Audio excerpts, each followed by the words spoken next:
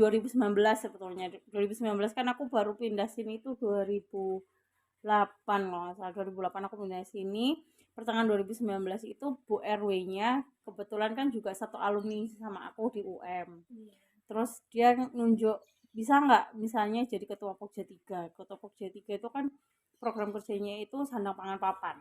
Waktu itu gitu, dan ini ada program kerja nih dari desa untuk membuat bank sampah waktu itu. Nah, kita bikin bank sampah itu kita masih nol banget. Gimana cara nimbangnya, gimana cara ininya, terus kita tuh nggak ngerti. Akhirnya kita belajar. Aku sama partnerku namanya Bu Irma juga, itu sekarang jadi bendaharaku. Dia sekarang khusus ngurusi adminku. Jadi nanti kalau misalnya teman-teman datang ke sini pas penimbangan, pasti ketemu orang-orang hebat di baliknya Bank Sampah Abadi Lestari itu, mereka ngumpul di situ. Nah, terus setiap perwakilan RT itu ada, dan kita ngumpul nih sebelum kita melakukan penimbangan, kita briefing dulu. Oh, teknisnya ya apa sih ini? Oh, harus nimbang, harus apa aja yang disiapkan, buku, timbangan, tempat, karung. Kadang kan juga orang nggak, dari benar-benar modal itu nol. Aku mengeluarkan uang pribadiku, Bu Irma juga ngeluarin uang pribadinya dia. Ya kita beli timbangan nih, patungan. Timbangan pertama kita tuh masih ingat ya, timbangan kayak daging gitu loh, yang bulat digantung. Iya. Nah, yang ada huruf S-nya itu. Nah, itu pertama kali timbangan kita. Terus habis itu berangsur-angsur kita punya kas. Kita belajar gimana sih bank sampah ini biar dia tetap hidup. Oh, bank sampah misalnya dapat uang dari pengepulnya 5.000, kita harus ambil keuntungan berapa nih supaya kita ini bisa menghidupi orang-orang yang kerja sama kita istilahnya. Oke, kita kerja sosial memang. Berapa sih bayarannya? Enggak banyak. Terus habis itu kasih pewangi biar dia menarik baunya, biar dia layak jual. Dulu itu kita nggak jual, kita cuma yaudah ibu-ibu kita edukasi memilah organiknya, termasuk minyak jelantah supaya nggak dibuang ke selokan. Nah, awalnya kita bagi-bagikan free, semuanya free. Kita bikin lilin juga dari minyak jelantah waktu itu, lilin, terus sabun. Cuman kan waktu itu kita tes pasarnya dengan cara yaitu tadi, kita bagikan mana sih yang lebih menarik gitu ya. Apa sih kalau lewat yang lebih menarik itu apa ya, lilin atau sabun gitu loh. Jadi kan kita tes pasar dengan cara bagikan gratis. Ternyata ibu-ibu itu lebih suka sabun karena mungkin sekarang udah jarang mati lampu ya kan. Lilin itu paling dipakai ya kalau pas mati lampu, itu pun gak tiap hari. Sedangkan sabun kan hampir tiap hari mereka cuci baju, lap-lap, itu kan pasti butuh sabun. Nah, dari situlah kita belajar, oh iya kok ya caranya bikin sabun itu yang layak jual. Packagingnya dulu nggak kayak gini, packagingnya tuh just asal-asalan gitulah. Lama-lama oh kayak gini nih packagingnya, seperti itu. Terus kita juga ada program bikin kompos. Jadi memang kita mengadakan program itu yang daur ulangnya tidak yang anorganik. Sekarang mikir deh, misalnya anorganik kita pernah ngadain lomba apa ya waktu itu, Agustusan apa ya, pakai gaun dari kresek. Bagus kan, wes warna-warni, wes kayak gini-gini. Pada ujungnya dibuat apa? Pasti akan dibuang kan. Nah, makanya aku pikir sama timku untuk kalau kita bikin kayak gitu, jelas kita bakal menambah sampah baru. Kita bikin kerajinan, katakan dari sedotan, ujung-ujungnya kan jadi sampah dia. Bunga dari tutup botol, bunga dari gelas aqua misalnya, tutup tudung saji dari gelas aqua.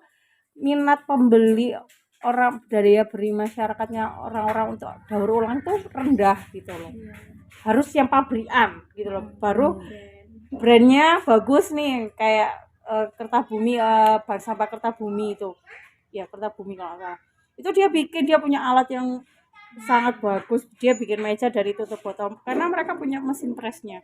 Nah kalau kita kan skala ibu rumah tangga ya, kalau kita bikin yang muluk-muluk itu pertama belum tentu laku, terus kedua akan ujung-ujungnya jadi sampah. Jadi saya sarankan untuk wes anorganik taruh di bank sampahku, kita setor ke pabriknya langsung yang jelas dia mendaur ulang. pasti akan digunakan lagi. Misalnya botol PET pasti akan didaur ulang menjadi botol jadi botol PET lagi gitu loh. Nah makanya kita lebih bergerak di organik. Nah kompresi kompos itu kita cetusnya karena kalau lama kelamaan kita buang organik ke TPA itu bakal menimbulkan kebakaran.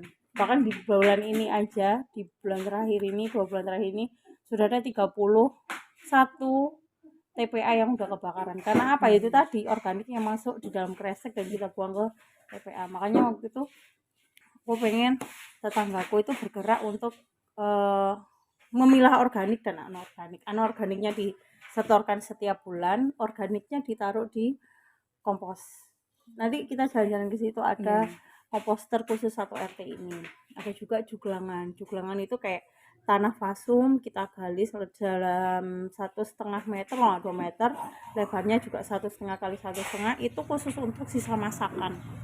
Karena kalau yang sisa masakan itu kan lebih berminyak, ada santannya, ada apa. Nah kalau dikompos kan jadi akan lebih bau gitu. Nah juglangan itu untuk yang adik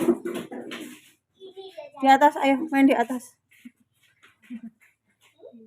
Yang kalau yang sisa tulang-tulang itu kan kalau dikompos itu akan mengundang tikus ya. Jadi kan nanti komposnya jadi bau. Nah makanya kita untuk yang hewani, protein hewani kita buang di juglangan. Untuk yang sisa yang habis ngupas-ngupas kulit bawang, sayur, nah itu yang fresh kita masukkan di komposter kita. Tadi ada kayak itu yang ya sebelah itu.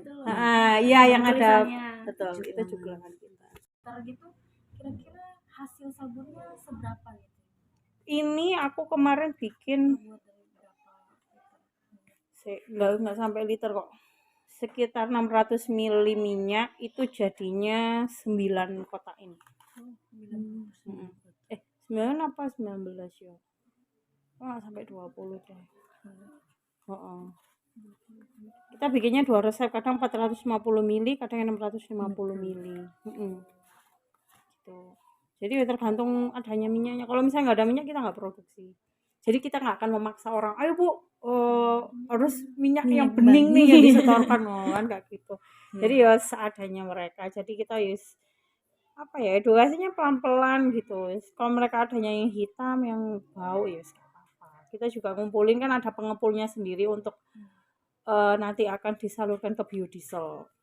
Tuh, makanya mereka dapat uangnya ya dari situ. Kalau minyak jelantah itu dibuang ke tanah itu bisa merusak? Rusak banget. Dibuang ke air bisa menyumbat selokan ya kan. Jadi saluran wis cobaan ya, wis buangan wis di kosanmu apa di rumah gitu ya. Dari tempat cucian itu dibuang minyak di situ. Nggak nunggu bertahun-tahun deh. Berapa bulan nanti dia pasti harus disedot. Karena kan dia lemak ya. Dia menutup jalan selokan dan itu yang bikin mampet.